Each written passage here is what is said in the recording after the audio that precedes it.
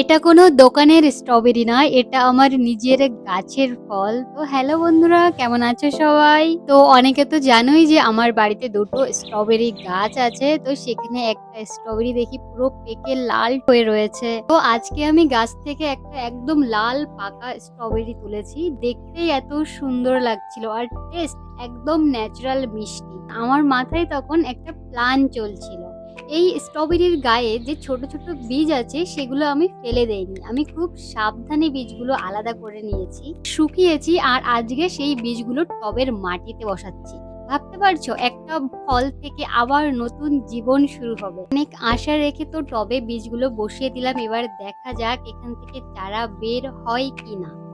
আমার কাছে এটা শুধু গাছ লাগানো না, এটা হলো পেশেন্স আর ম্যানিফেস্টেশনের মতো। মানে তুমি যদি যত্ন নাও তাহলে একদিন সেটা ফল দেবে।